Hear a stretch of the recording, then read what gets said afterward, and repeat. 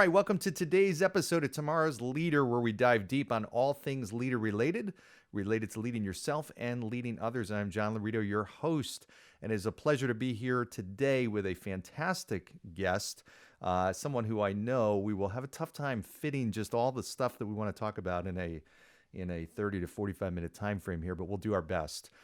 Jay Allred is the president of Source Media Properties and mostly Richland Source, based in Mansfield, Ohio, and a very unique news organization. And Jay, I'm very thrilled to have you here with us today. Thanks, John. It's really good to be here. Good. Did I say that all right? That whole mouthful there? Yeah, absolutely. All right. You do a lot. We know that. So yeah, we've got a lot of irons in the fire.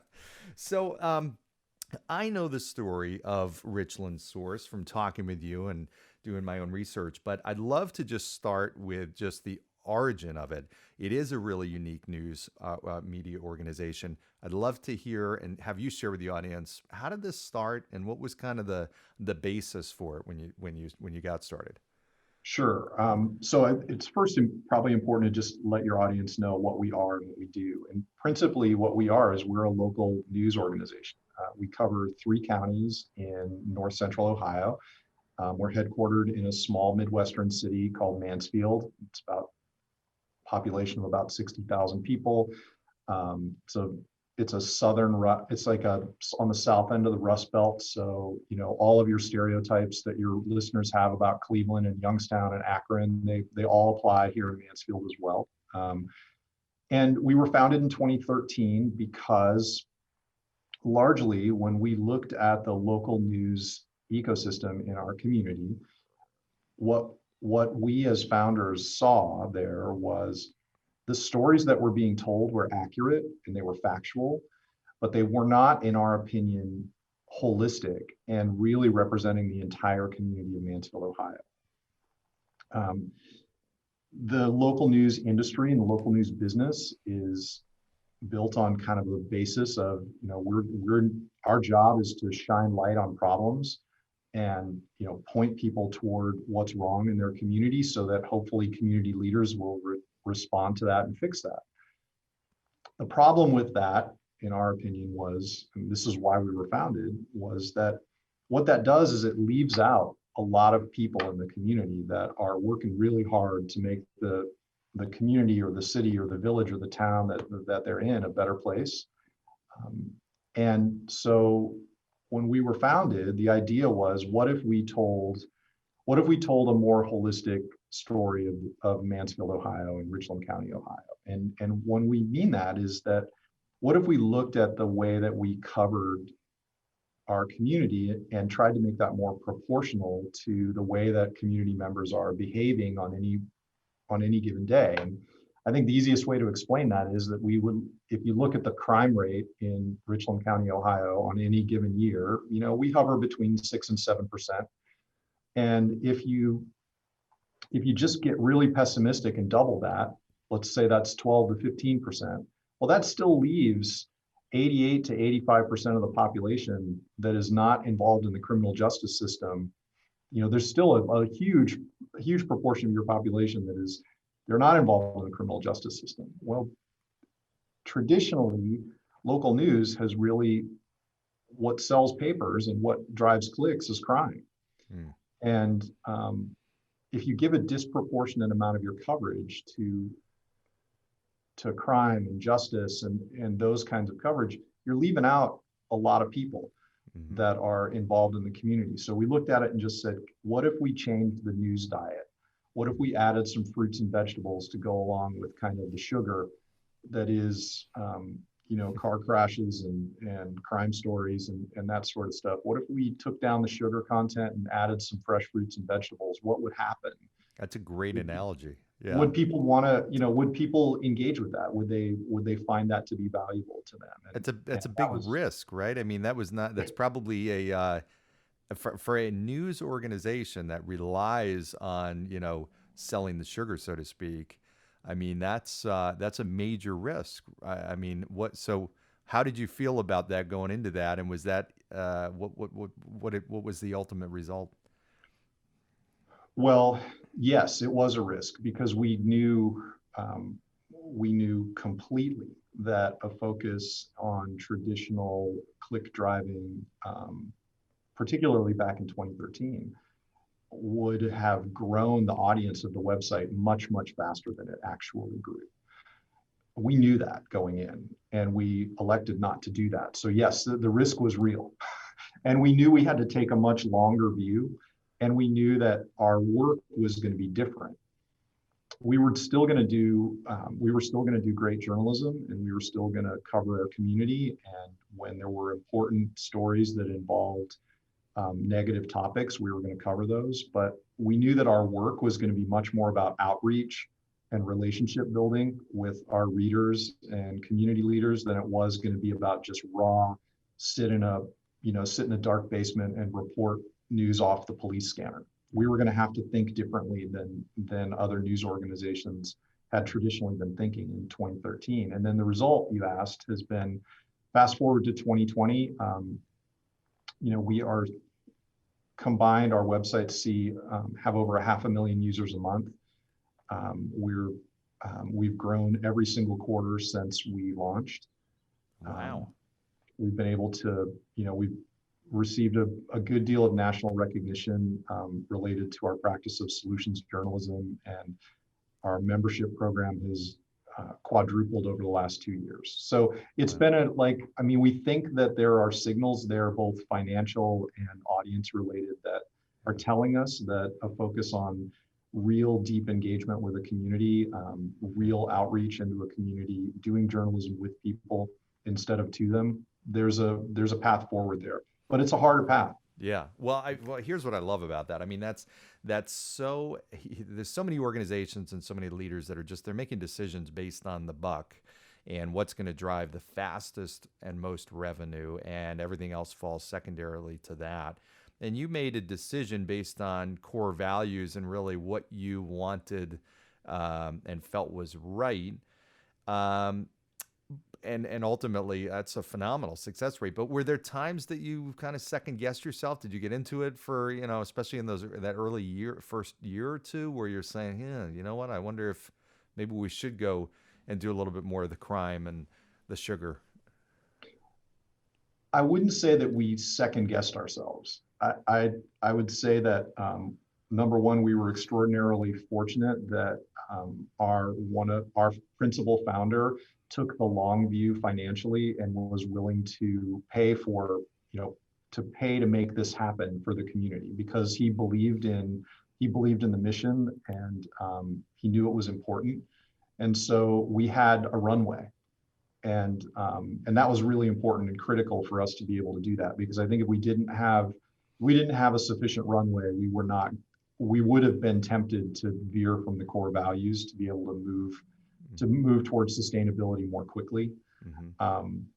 So to answer your question, in those first two or 3 years, no, I don't think we really were tempted to sway. I think where the challenges came, John, were explaining what we were doing and really being able to build a team culture here where those values were not things that the president of the company just kind of said. We had to make this thing more than just marketing speak. It had to become ingrained. We talk about it, how it had to sort of invade the DNA of the company, mm-hmm. and become a thing that we hired for, that we disciplined for, that we really drilled into the core being of what this company is and what its purpose is. Mm-hmm. And that allowed us to build a culture that protected that value system. Mm-hmm. So that when we were making decisions based on that value system, yeah, rather than responding to an input. Yeah. We knew what our course and our direction was. And mm-hmm. By really concentrating there first, mm-hmm. that really helped us, especially during those early years when we really didn't know whether this was going to work at all. Mm-hmm. We truly didn't know. Yeah. Well, a couple things that I take from that, you've got a lot of leaders that are listening and saying, how do I build that culture that's so deeply ingrained Mhm. around values? And how do I avoid those, the desire to hire, a certain type of person or skill set, and maybe they don't necessarily buy into the values or share the values or buy into the vision, and people of leaders make that bad decision all the time. What would you say to a leader that's kind of challenged with that? Okay, how do I get that type of culture built, and where do I even start?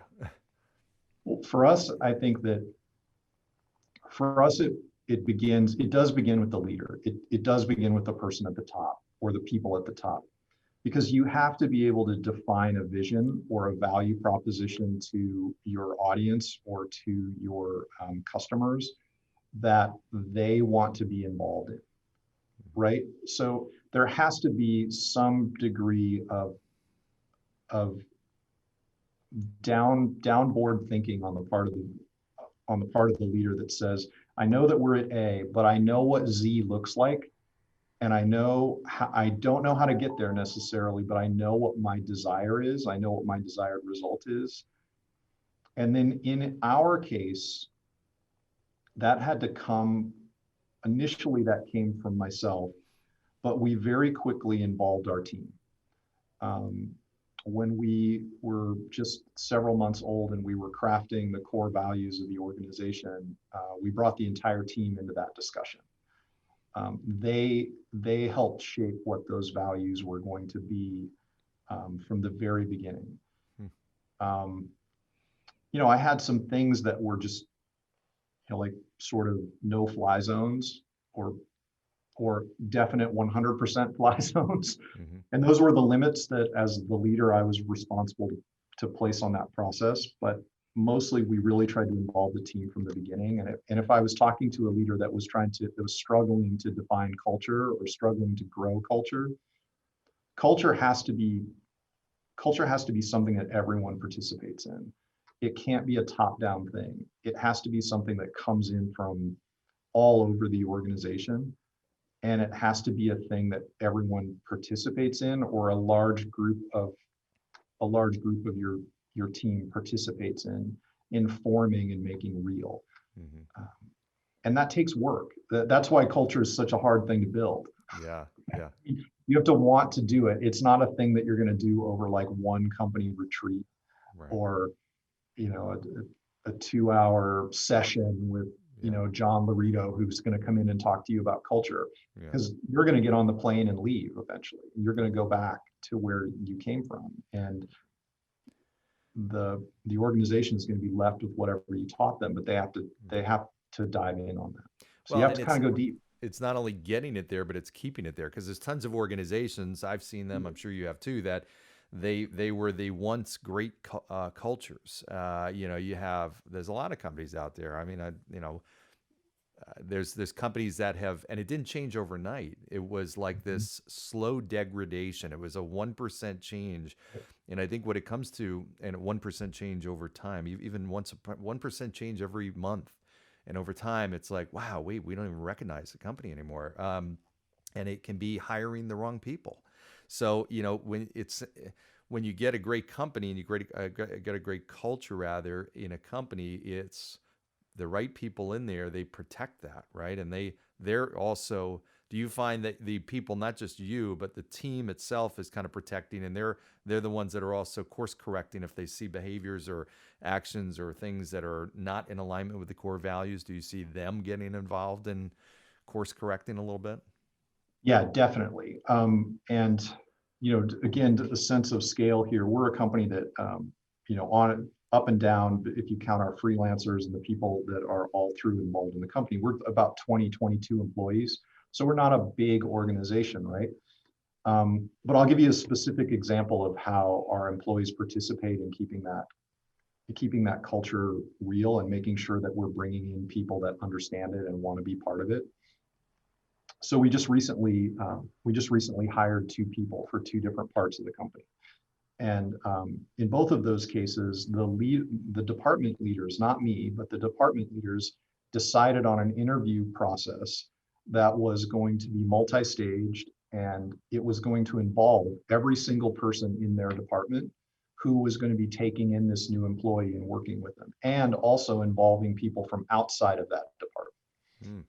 So this was and I was so excited to see this develop out of our department heads, because I really had nothing to do with it. But what their goal here was to make sure that all of our perspectives were valued in the hiring process, that the person that was, hopefully going to become part of our team was going to be able to have a really transparent view of our entire team. And so that the likelihood, their goal, of course, is the likelihood that they would make a great hire, and that the hire would be really excited to come on board because he or she knew exactly what they were getting into. That was the kind of culture that we wanted to build. And what it's led to is we generally make good hires here. We've made mistakes, we've made bad hires, and those people are typically not with us anymore. But where we made those bad hires is those hires came in a silo. I made the hire by myself rather than involving a large group of people in that process. And so I was so excited to see, our department heads know that the team chemistry was so important. And they were taking it on themselves after some cues from me that they both wanted to have a diverse pool of candidates. Mm-hmm. They wanted to be able to interview people that were coming from different backgrounds and different cultures, and so that they built their interview process around that. Mm-hmm. And that's the kind of stuff that in a company our size, to see that start to blossom and to come to where it's coming directly from the department and they're involving everyone there in that critical process. I mean, better than probably anyone, or at least as well as anyone, how difficult it is to make a good hire and how brutal it is if you make the bad one, making the change. Oh, wow. Yeah. I mean, and you think about like with a smaller organization, one person coming in, that's a bad apple or the wrong hire is that much more impactful, and a good hire is that much more impactful. But I love what you said, and that's so true. And Apple works that way, and many companies now work that way. Apple always, when they were hiring people, it was excruciatingly long, painful process where a potential hire, and it might go on for 6 months to a year, of literally vetting them out and having them talk with everybody and then come back and talk with everybody. And it was such an extensive process, but Steve Jobs was a master recruiter and believed so hard and believed so strongly in the culture. And that's what it's funny when you say hiring in a silo, and I've done that too. I think about my worst hires. The ones that were disastrous were ones that came in, I found them or interviewed them from start to finish, didn't involve anybody else. And then shouldn't have been surprised when the rest of the team was naturally apprehensive to let them in. And it didn't work. I learned the painful lessons from that. I think a lot of leaders still do that though. And you have a great episode of the podcast that I listened to when I was kind of researching, because I knew I was going to be on. I think the title is "Change the People or Change the People." Mm-hmm. And it's a great listen. And I really kind of internalized that in terms of, when you pull the ripcord on those kinds of things, and ultimately, when you and how you empower your team to be able to say it's time to pull the ripcord. This person isn't going to work. Mm-hmm. And that has become that just becomes more crucial as you grow, to make sure that you're making all of the right decisions, or as many of the right decisions as you can as you move along, especially in an entrepreneurial culture like we have here. Yeah. The reality is that we're very results based and we're extremely entrepreneurial here. So we try, again, this is just kind of from the leadership perspective. I don't want to be a king with 1,000 servants. And I think I'm stealing that from the author of Good to Great, whose name is escaping me right now. You know it. Yeah, I have his book right up here. I can't, it's on the tip of my tongue too. It's on my bookshelf over there. Maybe Drucker, I think it is, but I just don't want to be, that's not what I'm interested in being. I'm trying to build a team here. And so we really try to make sure that people feel like they have the ability and the permission to to make changes to the product, to to try something different. And many of those things that have come from our staff have been the things that have really driven the brand forward and have led to the national exposure that the brand has gotten, which is really kind of unusual if you really think about it. It's stupid little local news website in Mansfield, Ohio is part of the Facebook journalism project, or is national, recognized nationally for the type of journalism they do. That really shouldn't happen. Yeah. But it did, and largely that comes from the work of our team. That's amazing. And I want to hit on some of that because I can almost, knowing now more about your organization and the work that you've done, if I didn't know, I could almost say what your core values were based on what I see happening, especially in the community and some of the unique things that you're doing. Do you want to talk to that a little bit and just maybe give the listeners some examples of some of the real unique things you're doing that are bringing the community together? Sure.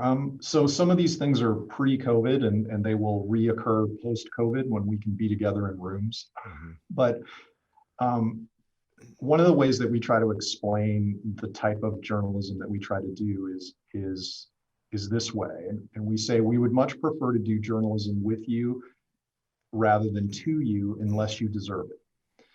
And, mm-hmm. and you go back to that core value and understanding of your community is that most people don't deserve to have journalism done to them. Journalism done with them is much more constructive. Mm-hmm. And so the way that we've kind of tried to make that real with our community is to do things where our reporters and our editors are working alongside of our community members to tell the story or to examine a problem or to look for a solution to a problem. So here's a couple of quick examples of how we've done that. I think back in 2017, Mansfield had a local election. I'm sorry, 2019, we had a local election. Our mayor was up and we had 3 or 4 council seats were up. And so it was a pretty consequential local election. And so what our reporters did was they conceived of this idea they called Talk the Vote. And they held community meetings in every single voting ward in the city. One of those meetings was at my house for the ward that I'm in, but they held them in churches, they held them in community centers, they held them in school gymnasiums. And the idea here was that it wasn't to let the candidates talk to the voters, it was to actually talk to the voters and ask the voters what was important to them. And when they did that, what they did was they took all of the findings from those six different meetings, plus an online component to that where people could engage digitally. And they put that all into a project called the Citizens Agenda. And that Citizens Agenda was then presented to City Council as a roadmap to City Council to say, look, when you're governing, this is what your constituents have told us is important to you. And so the idea here was to start with the people that City Council should be serving and let them be part of that journalistic process. So that's an example. Another example would have been just recently during the summer of 2020, when America was really convulsed after the death of George Floyd. And we all know how that happened. Mansfield was not immune from that. We had probably the largest protest on the city square that anyone can remember. Hundreds and hundreds and hundreds of people came out to protest what happened to George Floyd, which he was killed by a police officer, as we all know. And the protest was completely peaceful. There was no damage, but it was emotional and it was very visceral, the feeling there. I was on the square that day. I saw what was happening. And a friend of mine, Black man, owns a barbershop. And he came up to me. We'd worked together. We'd done projects before. We'd been involved in committee work and that kind of thing. And so we knew each other. And his name is Damien. And he came up to me and he said, I want to do a thing in my barbershop. And I said, well, what do you want to do? And he said, I want to do a series of conversations in my barbershop where we bring people together that have different viewpoints. They look different from one another. They come from different backgrounds, who want to sit down and talk about this moment that we're in. Because, and this is, I'm going to paraphrase Damien. He says, I think we're closer together than we think, but I think right now we just feel really farther apart. Mm-hmm. And he said, and oh, by the way, I want to videotape all of it, and I want it to all be on the record. And he said, would you come and moderate the first one? And this was on a Saturday. And I said, sure, I'll come. Absolutely, I'm in. I'm down. I'll come and moderate the first one with you. I'll work with you on it. And so on Sunday, the next day, he called me and he said, hey, I'm doing the first one tonight. Well, no, I can tell you, John, that I did not think that he was going to spin this thing in 24 hours and make it happen, but he did. And so we went down there, and I sat down with these questions that we use when we work inside this construct called solutions journalism. And I'll put a link to it in the show notes for folks. But it's called Complicating the Narrative. And it's based on the work of hostage negotiators. And the idea here is to take people that are polarized and give them reasons to come together and to sort of complicate the story that they're telling themselves and make it a little bit more three-dimensional so that they can understand that the person on the other side from them is different than the way they might imagine them to be. And this goes both ways, right? So we go down there and we have this immense, like this incredible conversation for 90 minutes with all these folks. And what that turned itself into, in collaboration with Damien at 419 Barbershop and with some corporate partners of ours at a company called DRM Productions. They are a video production company.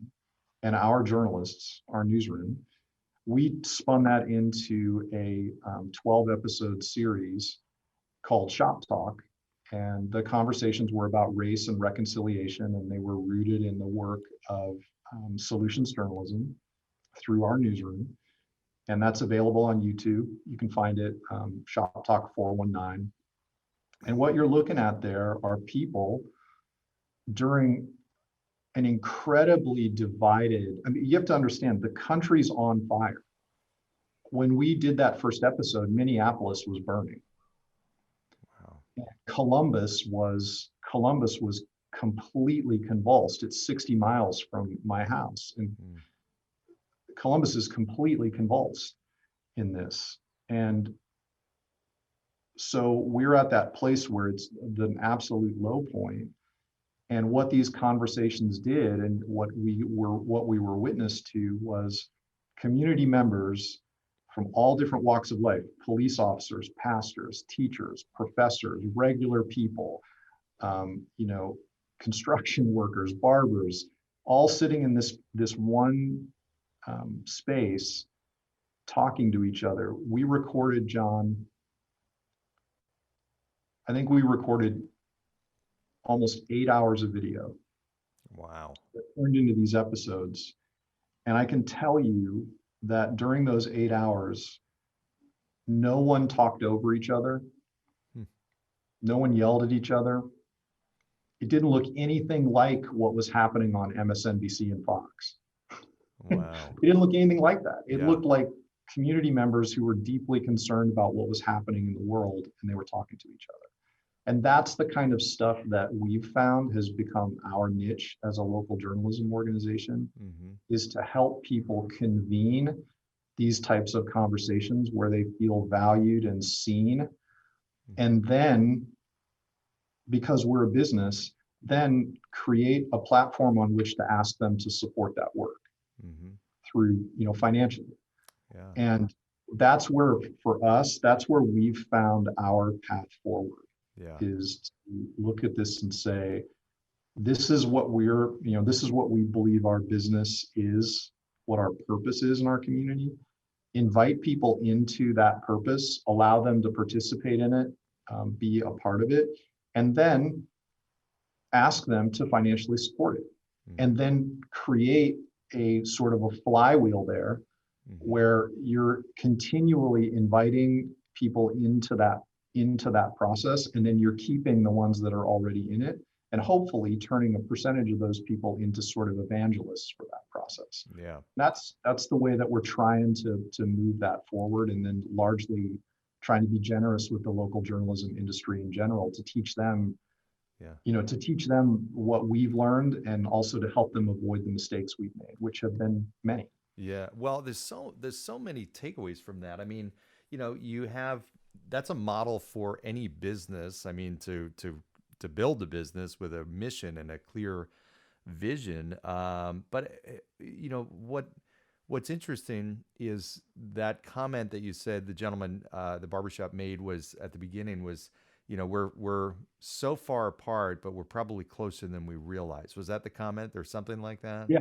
yeah, it was something, it was in that zone. It was that, in the midst of feeling as though we were completely ripped apart, based on the color of our skin, or the job that we had, whether, we were a police officer or a community organizer or a barber or a construction worker. Mm-hmm. He had an instinct that if we could put people together in his barbershop, which Damien referred to, and he's correct, it's kind of a sacred space in the Black community, the barbershop, particularly for men. And he wagered that if he could put people together in that sacred space, that those conversations were going to be meaningful and impactful, and people were going to leave knowing each other better than they walked in knowing each other. Mm-hmm. And many times they were strangers when they walked into the shop, and they left deeply moved by the revealingness of those conversations, where they began to know the law enforcement officer as something behind the uniform. He became three-dimensional in their eyes. Yeah. Whereas the same thing happened with with the person of color that was there, or the LGBTQ person that was there. They began to know those people as people rather than stereotypes, and therefore their narratives got really complicated. And yeah.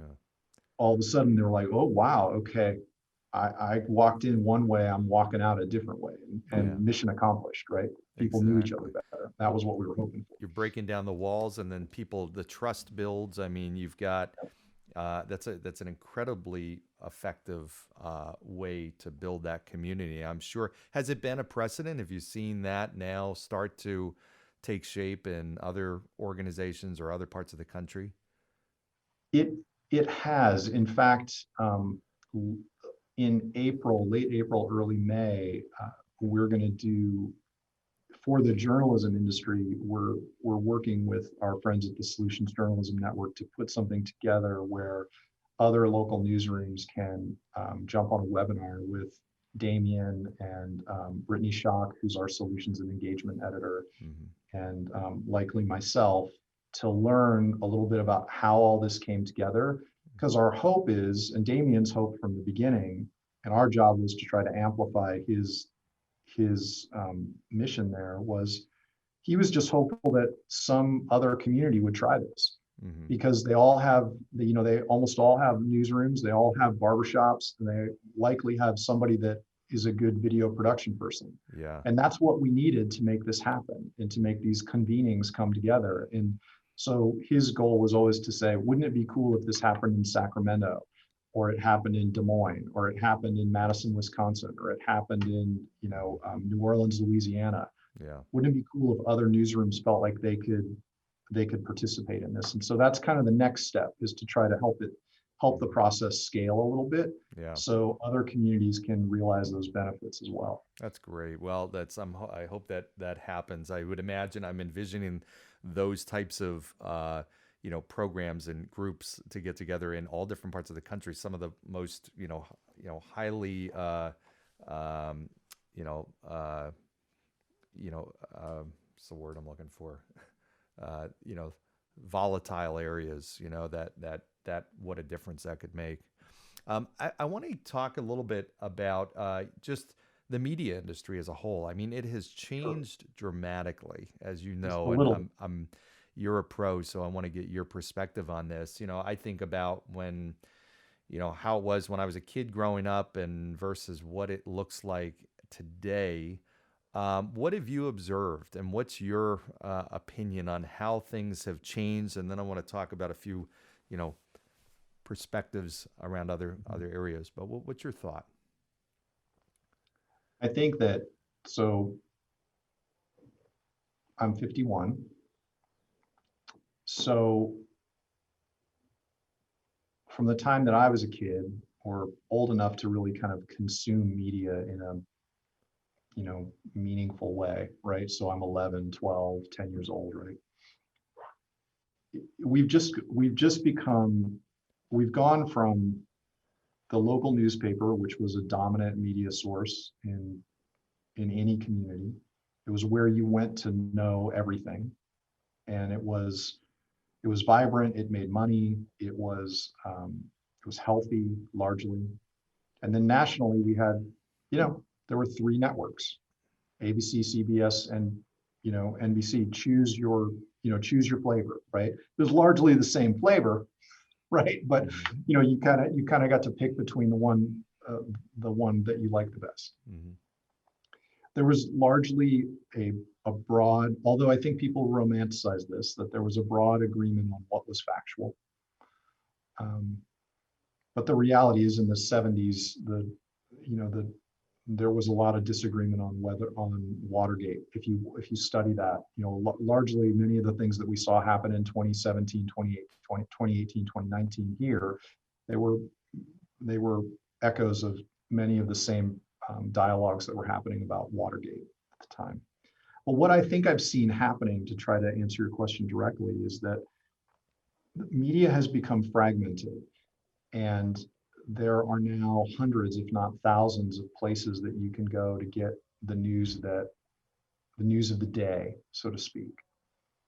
And in order to, if you're focused on growth and volume of like just pure scale, the strategy that many media companies have gone down is that they've picked a point of view. And it's the way that I've taken to try to describe this is it's kind of created a hate economy. And there's two things that happen when you turn on Fox News or MSNBC, or you pick your network, right? Mm-hmm. The job there is to make you feel something.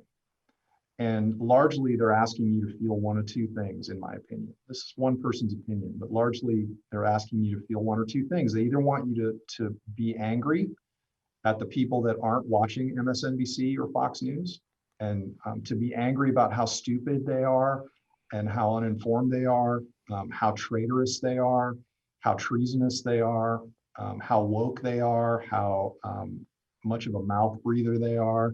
Like whatever, we're supposed to hate each other. That's the other thing. Or to let you slip into a warm bath of your own biases, where everyone agrees with you and the world is exactly the way that you wish it was, deep in your kind of lizard brain at the base of your spine, mm-hmm. or at the base of your skull. It lets you just kind of slip into that warm bath. And facts don't matter, or things that might complicate your narrative or be different than what you think don't matter anymore. And that's where we find ourselves as a country, in my opinion, particularly at the national level. Mm-hmm. And people have a much harder time. There's been studies done. People have a very hard time distinguishing opinion from news reporting. Mm-hmm. People watch Rachel Maddow and they think that that's news, or they watch Sean Hannity and they think that that's news reporting, when it isn't. The people at Fox and MSNBC know that those are opinion and analysis shows, but the reader consuming it doesn't know that. Mm-hmm. Or the research shows that readers on both sides of the aisle don't always know that. Mm-hmm. They view what Rachel Maddow is saying or what Sean Hannity is saying, they're viewing those things as factual pieces of information. When largely there might be a piece of information in there, but wrapped around that is the opinion of the host. Mm-hmm.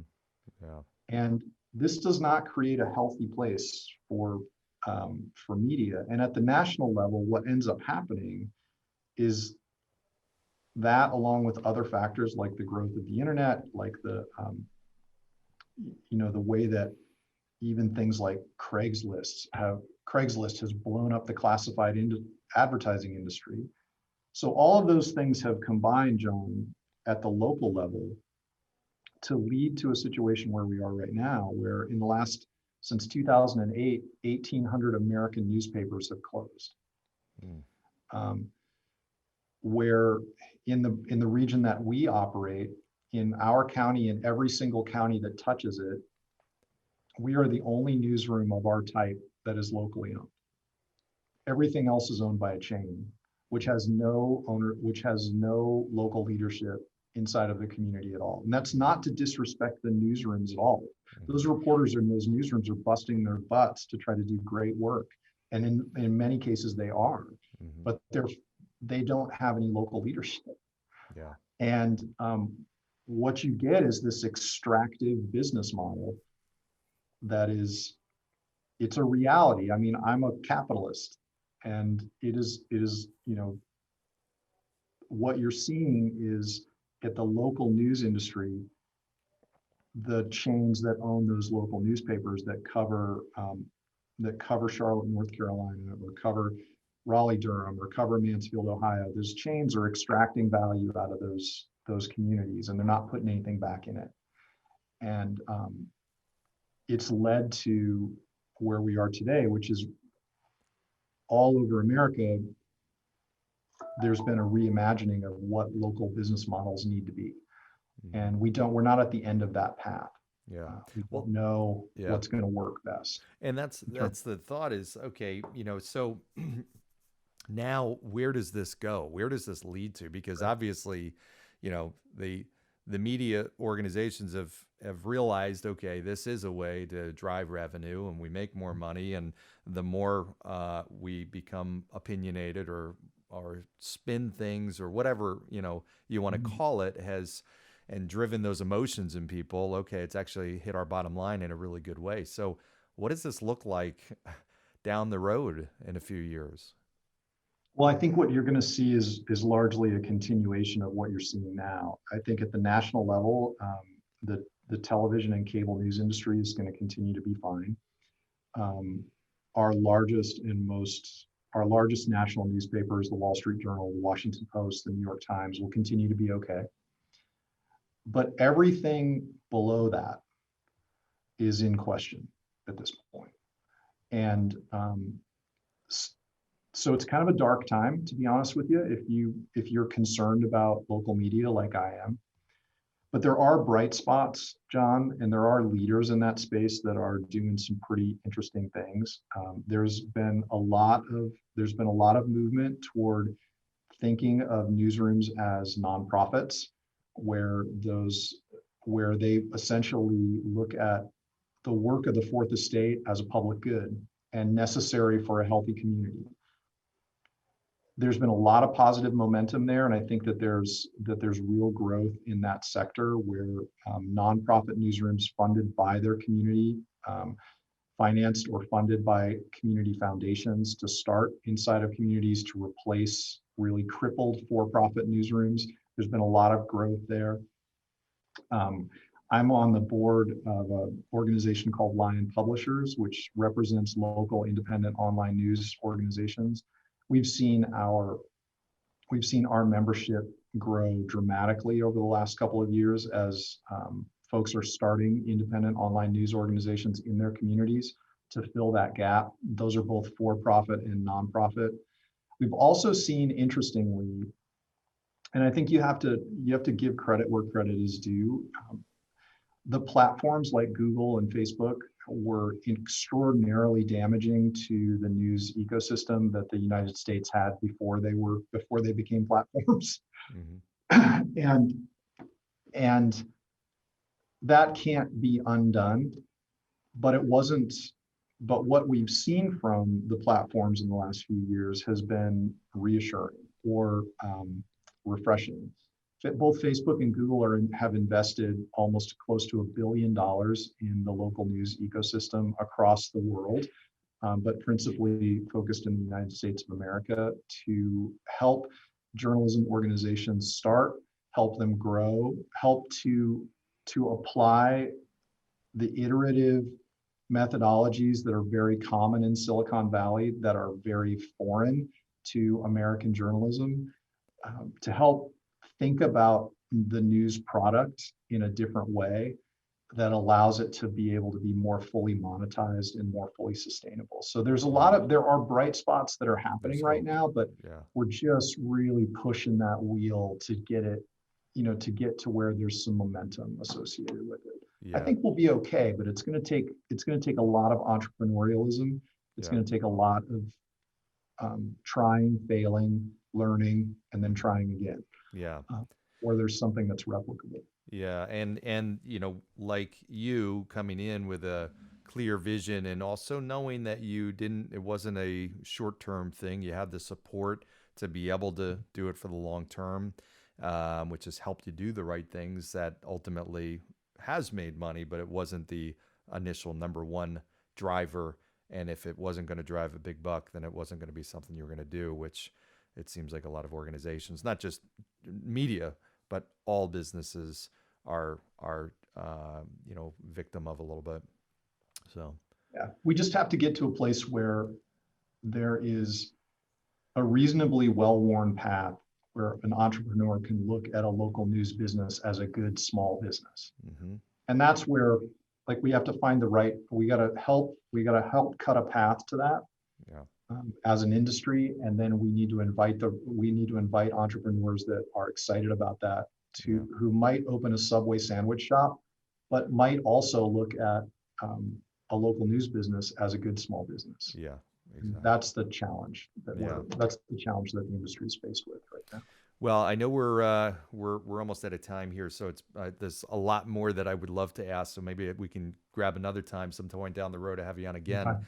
But again, you've got a lot of listeners out there that are in all different industries, leaders out there that have been leaders for 10, 20 years, some that are just starting in leadership. And the theme of this is tomorrow's leader. So interested just to get your perspective on, what do you see as being, the traits or the one or two things that in your mind stick out most for leaders that have made the most impact? Glad you asked that. I think it's a good way to end too. I think that the most important decisions that I make today as a leader are when I decide to step back.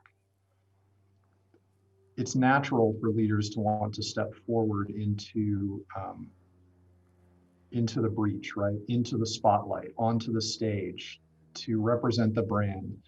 For me, what I find over and over again, especially over the last couple of years, is the most consequential decisions that I make for the business are the times when I decide to step backward and allow someone else into the spotlight, onto the stage, into the breach, on the point, to lead, because that's my job. And I think that if that is what I've found as it's natural for me to be on stage in the spotlight. I feel very comfortable there. So it's been a learned behavior for me to back up. And what I found when I've done that is that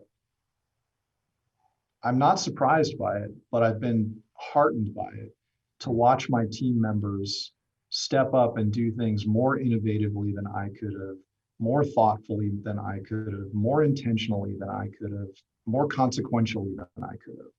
That's built their confidence. It's built their gravitas in the industry. It's built their profile in the company. And I've really learned that it's really my job right now is to develop that talent and to allow that to do for them what someone did for me 25 years ago, which was to tap me on the shoulder and say, I think you can do this, when I was sure I couldn't.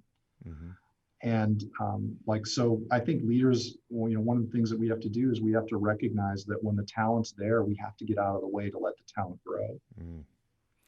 And what I'm seeing in terms of characteristics in today's society or in today's world for young leaders, I think what's most important is, can they be collaborative? Do they play well with others? Can they lead from wherever they are? Do you see that in them? You know, are they leaders even if they don't have the title? Are they able to lead from where they are? Because that gives you an indication that they're going to be a leader, that when they have the title and they are able to, you know, make the decision, they're going to involve other people in that decision making. They're going to make it about the team rather than about them. And that's what we're really looking for here. Mm-hmm. And it's where we found that when we find those folks, those are the people that have the biggest consequence in our organization. That's fantastic. That's that in and of itself. If that's what the only message that people hear in this podcast, that's such a great takeaway. I love that, and I'm 100% with you. I think that there are so many great potential leaders that can impact and influence our world in a positive way that are there, maybe even sitting idle, that just need that right opportunity and the leader ahead of them or above them to open up that opportunity for them to lead. So great stuff. Jay, it's been a pleasure. It's been really fun talking. I really appreciate it. Yeah, this is great. We will have definitely all your info in the show notes and the links as well, so people can go there to get some information. But if somebody wants to get a little bit more information, that they want to learn more about you or even Richland Source, where would they go? What's the best place? Well, I think if you want to get a look at the local journalism that we're doing and get a sort of a sense for that, they can go to richlandsource.com. If they want to learn a little bit more about how we help other companies market their brands through our digital agency, they can go to sourcebrandsolutions.com. And if they want to learn a little bit more about how we interact with our community or the way that we work our membership program, if they're interested in growing their membership program or they want to see a model for how that can work for them, they can go to sourcemembers.com. Excellent. Good stuff. All right. We'll also have that in the show notes too. So it has been terrific. Jay Allred, president of Source Media Properties. It has been a great chance to chat with you and learn from you, and we'll look forward to next time as well. And thank you, everybody, for listening and tuning in today to today's episode of Tomorrow's Leader. Make sure you like, subscribe, share, add comments, all that kind of good stuff, and give me your feedback. I always love your feedback. Go down below, give 5-star rating. And if you have any future guests that you think would be terrific on the show, just like Jay, make sure you let me know. I'd be happy to connect with them. In the meantime, have a great day. Thanks, everybody. Take care.